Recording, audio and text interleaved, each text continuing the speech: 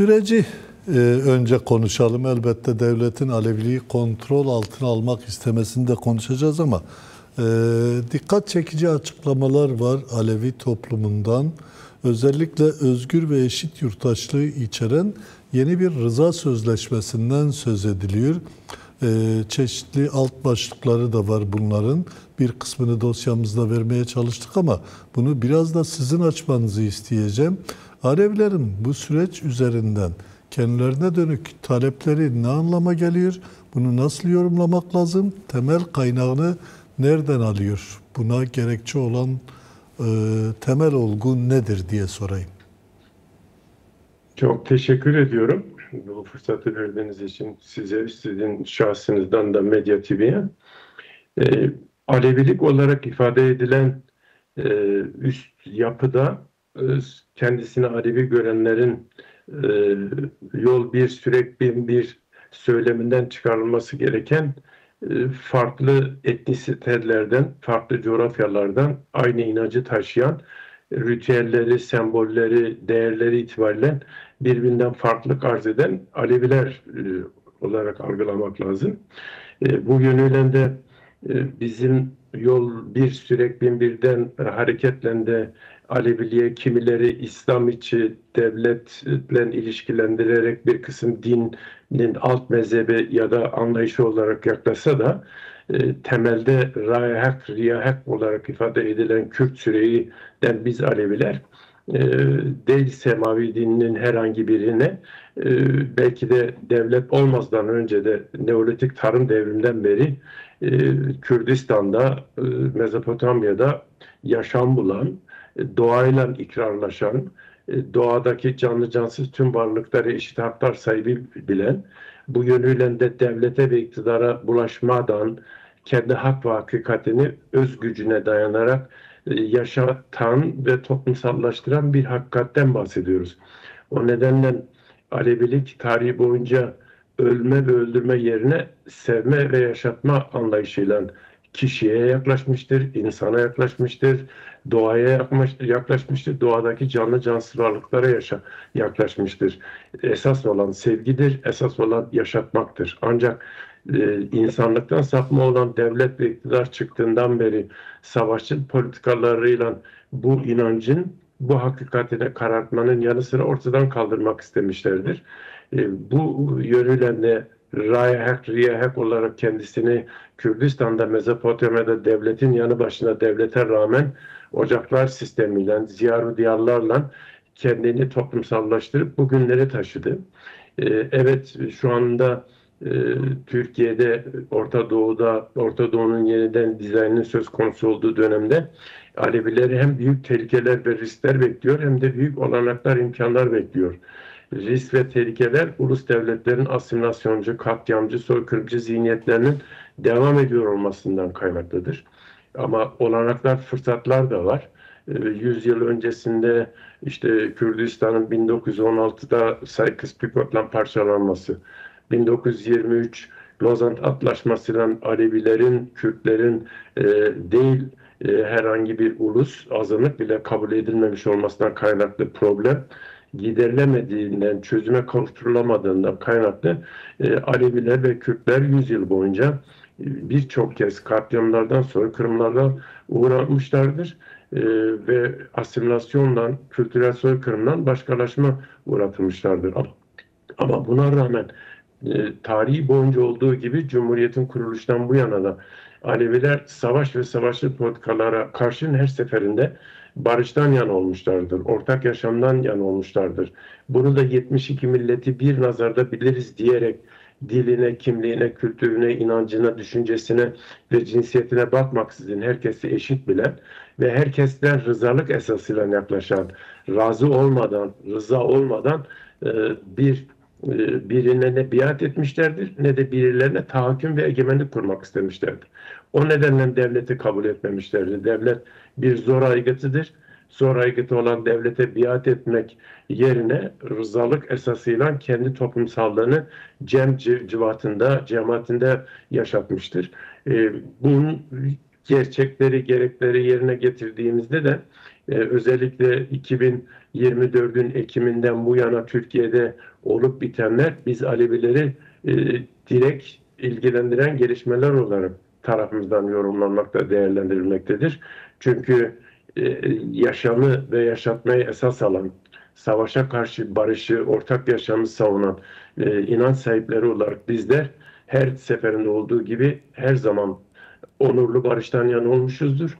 Onurlu barıştan da kastedilen herkesin diliyle, kimliğiyle, kültürüyle, inancıyla kendi varlığını nasıl yaşanması gerektiğinin kararına, bilincine varması anlamındadır.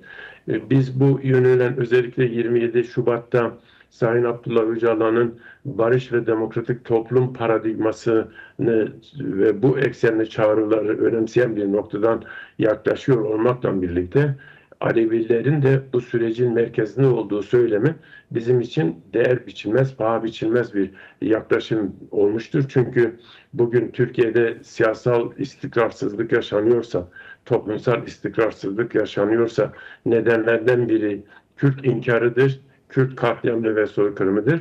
Diğeri de Alevi inkarı, Alevi katliamı ve soykırımıdır. Bu iki kadim sorunun çözülmemesi ulus devletin inkarcı anlayışından ve zihniyetinden kaynaklıdır. Çözüm olacaksa diyalog dayalı barış ve demokratik toplum bu nedenle hem yaşanan problemlerden kaynaklı hem de bizim tarihsel hakikatimizin kendisi olduğu için biz demokratik toplumu herkesten çok savunan, sahiplenen ve onun inşası çabası arayışı içerisinde olan bir inançtan insanlarız.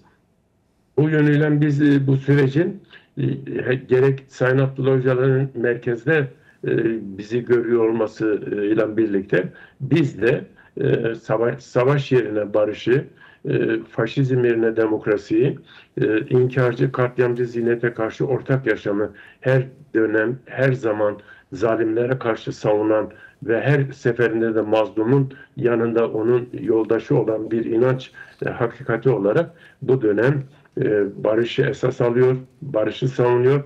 Demokratik toplum inşası mücadelesi içerisinde biz de karınca kaderince görevimizi, sorumluluklarımızın bilinciyle sürece yaklaşıyor ve değer biçiyoruz. Peki. Şunu da konuşmak istiyorum. Sonuç itibariyle Aleviler Türkiye'de ciddi baskı altına alındılar. Ama aynı zamanda Türkiye'de tüm baskıların kökeninde de biliyoruz ki red, inkar, asimilasyon var ve Kürt sorununun bugünlere kadar çözülmeden taşınması var. Oysa tam da 27 Şubat'tan bu yana öne çıkan yaklaşımlarda da Türkiye'nin demokratikleşmesi ana eksen olarak alınmış. Öncelikli olarak demokratikleşme ve bununla birlikte tüm toplumsal sorunların çözümü. Kürt sorunu ve demokratikleşmeyi ya da demokrasi mücadelesini birbirinden bağımsız tutmuyorsak, Alevilerin sorununun çözülmesinin de aynı zamanda demokratikleşme ile bağlantısı var mı? Bunları nereye oturtmak lazım? Tam olarak demokratikleşme ile Alevilerin sorunlarının çözülmesi arasında nasıl bir bağ var? Kesinlikle direkt bir bağ var.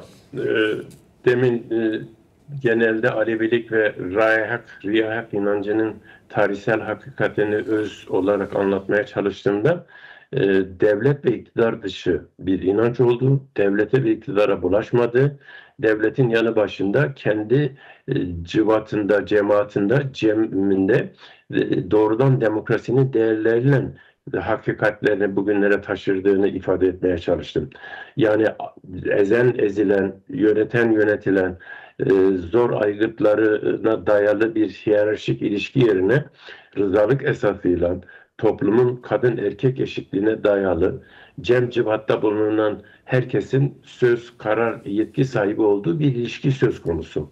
Yani bugünden yarına değil, on binlerce yıldır bu hakikat Mezopotamya'da, Anadolu'da, Kürdistan'da yaşatılan bir hakikaten bahsediyoruz. O nedenle de demokratik toplum, demokratik sistem ya da demokrasi herkesten çok bizim savunmamız gereken ve savunmanın ötesinde de sahip çıkmamız gereken bir hakikatimiz olmaktadır.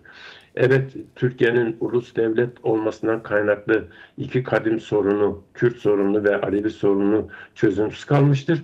Türkiye'nin siyasal istikrarsızlığı, ekonomik krizi, siyasal krizi ve çoklu krizi yaşıyor olmasının nedeni bu iki sorununu demokratik normlar çerçevesinde ya da evrensel hukuk gereğince çözememiş olmasındandır.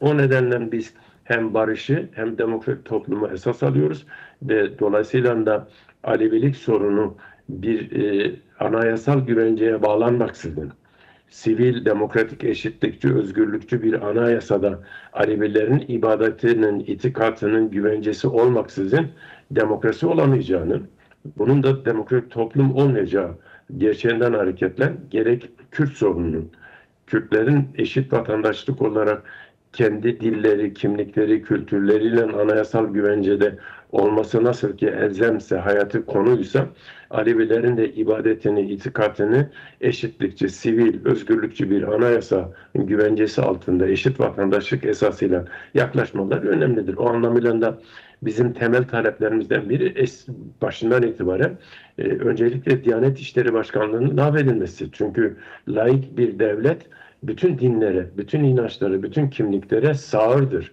dilsizdir, kördür, eşit mesafededir. Hiç kimseye hizmet adına devlet bir inancı, bir kimliği ötekiliğe ya önceleyerek ya da ötekileştirerek yaklaşamaz.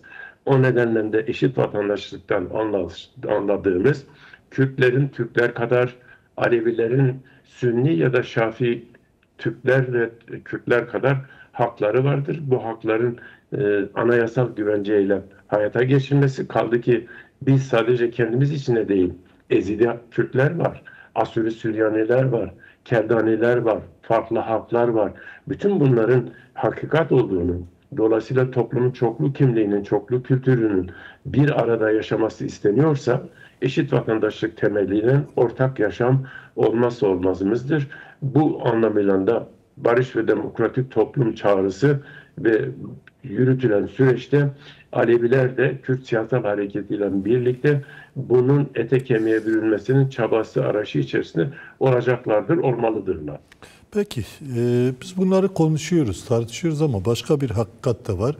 Bu yaşanan sürece rağmen devlet hala toplumun kendisi gibi düşünmeyen farklı kesimlerini, özellikle de iktidar diyeyim, AKP iktidarı diyeyim, farklı kesimleri baskı altına almak için çabalıyor. İşte CHP'ye dönük belediyeler üzerinden yürütülen operasyonlar.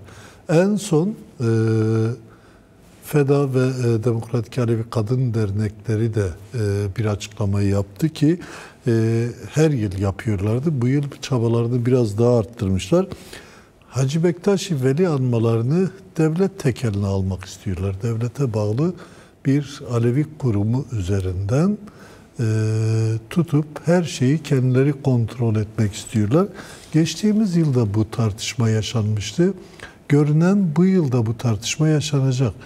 Birincisi devletin böylesine önemli bir Alevi etkinliğini, Nevşehir'de her yıl yapılan Alevi Hacı Bektaş Veli anma etkinliklerini niye kontrol altına almak ister?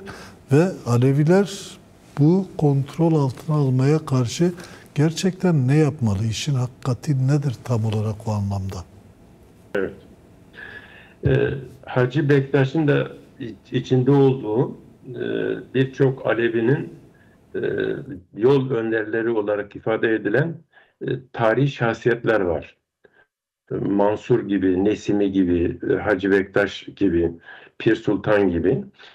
Bu yönüyle Hacı Bektaş'ın Alevi inancında yeri bu yol önderlerinden de öte birçok Alevi süreyi serçeşme, yani inancın temeli, başı olarak ifade eder ve değer biçerler. O anlamıyla da Hacı Bektaş'ın kendisi Bektaşilikten bağımsız olarak bütün Alevi süreklerinde tarihi bir şahsiyettir, bir kişiliktir. İnancın yol önderi olması noktasında da kutsanan, değer biçilen bir kişiliktir. Bu anlamıyla da özellikle Alevi hareketleri bugün değil, tam 62 yıldır Hacı Bektaş anmalarına güçleri oranda katılır. Orada deyişleri, duazları, nefesleriyle hem birbirlerini dinleme, dolayısıyla ortaklaşma kültürünü yaşarlar. Hem de inancın hak ve hakikatini ortaklaştırmanın çabası içerisinde olurlar. Ancak her zaman olduğu gibi devlet tarihsel hafızamızı karartmak, bizim direnişçi çizgimizin belleğini ortadan kaldırmanın arayışı içerisinde olmuştur. Sadece bugün değil, 1501'de Hacı Bektaş dergahına Balım Sultan'ı kayyum olarak atamış bir gelenekten bahsediyoruz. Keza aynı gelenek 1826'da 2. Mahmut döneminde Nakşibendi şeyhlerini Hacı Bektaş'ı dergahına kayyum olarak atar. Ve 1925'te Şark İslahat Planı'na Kürdistan'ı kavimlerle yöneten anlayış neredeyse son 10 yıldır, 15 yıldır yine Kürdistan'ı belediyeler üzerinden, kaymakamlar, valiler üzerinden kavimlerle yönetmeye kalkışır. 2002'den bu yana da Alevilere yeni bir don, yeni bir gömlek biçmek adına Alevi Bektaşi Kültür ve Cemevi Başkanlığı diye bir başkanlık kurdu. Alevi inancını da kültürel bir öğeymiş gibi Kültür Bakanlığı'na bağlayarak kendine yedeklemek istedi. Devlet kavimle bizim tarihsel hafızamızı karartmak, bizi başkalaşma uğratarak soykırımla kendisinin uygun gördüğü bir Alevi anlayışı ve zihniyeti ortaya çıksın istiyoruz. İşte bizim itirazımız buna. Biz evet devletin Aleviliğini reddediyoruz. Kendi hak ve hakikatimizi inandığımız, rızalık verdiğimiz, ikrarlaştığımız düzeyde yaşamak ve yaşatmak istiyoruz. Buna rızalık veriyorsa devlet sorun yok, ama rızalık vermiyorsa da biz de kendi hakikatimizi yaşatmak adına dün olduğu gibi bugün de öz gücümüze dayanarak bu çalışmalarımızı yürütmüş olacağız.